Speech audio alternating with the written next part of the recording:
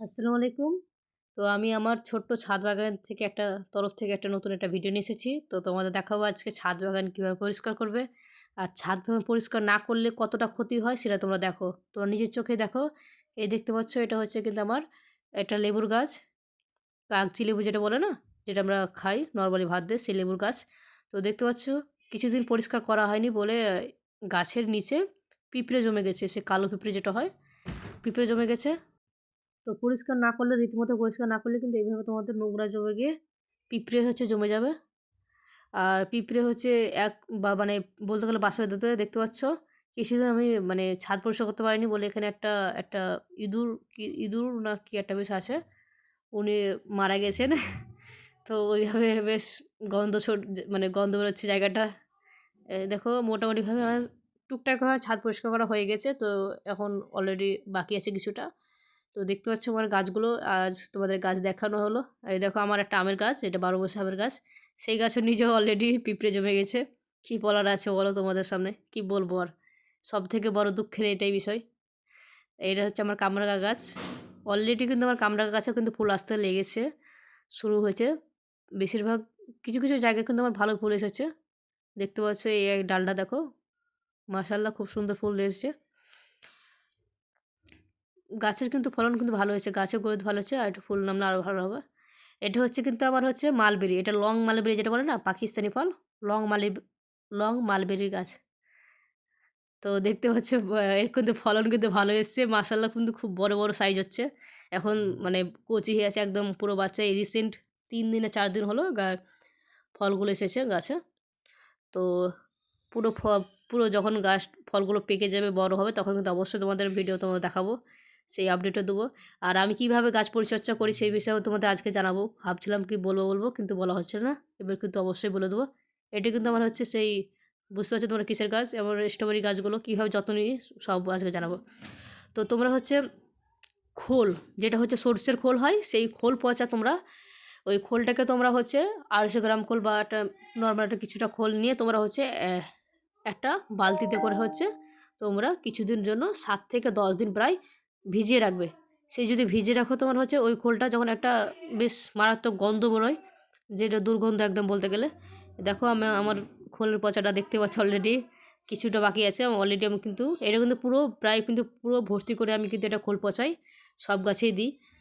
তো ওই রকমভাবে তোমরা পচিয়ে তখন প্রতিটা গাছে কিন্তু অল্প অল্প করে দিবে। 1 মগ করে দিলে কিন্তু সুন্দর হয়ে যাবে সব গাছ। তো আবার কিন্তু ওই স্ট্রবেরি বলো বা আম গাছ বলো, সব গাছে কিন্তু আমি ওই খোল পচা দিই, যার জন্য আমার গাছের কিন্তু বেশ হেলদি হয়েছে গাছগুলো বেশিরভাগ আমার। আর স্ট্রবেরি গাছগুলোতে কিন্তু বেশ দেখতে ভালো, তোমার কলম কত ফলন ধরেছে। তো পেয়ারা গাছে বলো, সব গাছে কিন্তু অবশ্যই তোমরা দেবে ওই গাছটা। আর তোমরা কিন্তু যখন দেখবে গাছে ফুল ফল কিছু আসছে না, তখন কিন্তু লাল পটাশ যেটা বলে না, সেই লাল পটাশ কিন্তু তোমরা দেবে। আর গোবর সারটা কিন্তু চেষ্টা করবে সব থেকে পুরনো গোবর সার যেটা পাওয়া যায়, অনেক দিনকার পুরনো, 1 বছর 1.5 বছর এরকম, ওই পুরনো কিন্তু গোবর সার কিন্তু অবশ্যই তোমরা ব্যবহার করার চেষ্টা করবে। আর গাছে নিয়মিত কিন্তু অবশ্যই কিন্তু জল দিবে। আর দেখবে কোথাও কোনো গাছে যদি অতিরিক্ত জল দিয়ে ফেললে, বা গাছে দেখবে যে জল নিষ্কাশন ব্যবস্থা কি ভালো আছে কি। আর দেখতে পাচ্ছ অবশ্যই আমার কাজ করতে গিয়ে কিছু হাত পাত তো অবশ্যই খেতে হবে, কেটে গেছে। কিছু পেতে গেলে তো অবশ্যই কষ্ট করতে হবে, এই হচ্ছে কথা। আর আমার গ্যান্ডোলাসের গাছগুলো দেখতে পাচ্ছি, মার্শাল্লাহ কিন্তু ফুল কিন্তু বহুত এসেছে। ফুলগুলো দেখেই কিন্তু তোমাদের অবশ্যই কেমন লাগলো তো অবশ্যই কিন্তু আমাকে কমেন্ট করে জানাবে। আর যারা এখন পর্যন্ত আমার ভিডিও সাবস্ক্রাইব করে না, অবশ্যই কিন্তু সাবস্ক্রাইব করে দেয়, কারণ তোর একটা সাবস্ক্রাইব কিন্তু আমার পরবর্তী ভিডিও আমার নিয়ে আসতে উৎসাহিত করবে। আর নতুন নতুন টিপস তোমাদের কাছে অবশ্যই কিন্তু শেয়ার করবে। দেখতে পাচ্ছ এবার আমার ছাদটা আলোর মধ্যে বেশ মাশাআল্লাহ খুব সুন্দর লাগছে দেখতে। এই ছোট ছাদ, ছাদ অনেক বড়, কিন্তু গাছপালা এখনও সেরকমভাবে করতে পারিনি। যতটুকু করেছি আমার চেষ্টাই করেছি, তো আল্লাহর রহমতে সেরকম ফলনও পেয়েছি। তো আশা করি তোমরা সেই ভুলগুলো করবে না যে ভুলগুলো আমি করেছি। চলো আমার একটু করলা গাছটা দেখাই। এই রিসেন্ট কিছুদিন আগে লাগিয়েছিলাম, দেখছি আল্লাহর রহমতে গ্রোথ ভালো হয়েছে। এখন দেখা যাক এর পরবর্তী কন্ডিশন কেমন হয়। আর তোমার মালবেরি তো দেখালাম, মালবেরি কিন্তু আমার গাছে কিন্তু মাশাআল্লাহ খুব সুন্দর এসেছে।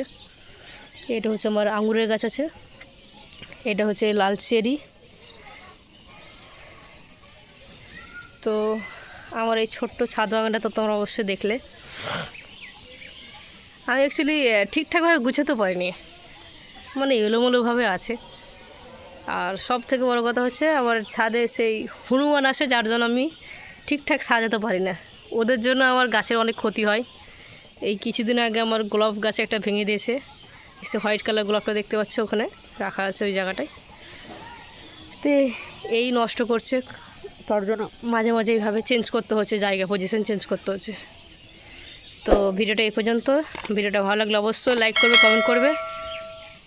আর যে পদ্ধতিগুলো বললাম কীভাবে তোমরা গাছ পরিচর্যা করবে সেই বিষয়গুলো তোমরা অবশ্যই শুনে নিয়েছো, তো সেগুলো অবশ্যই করবে।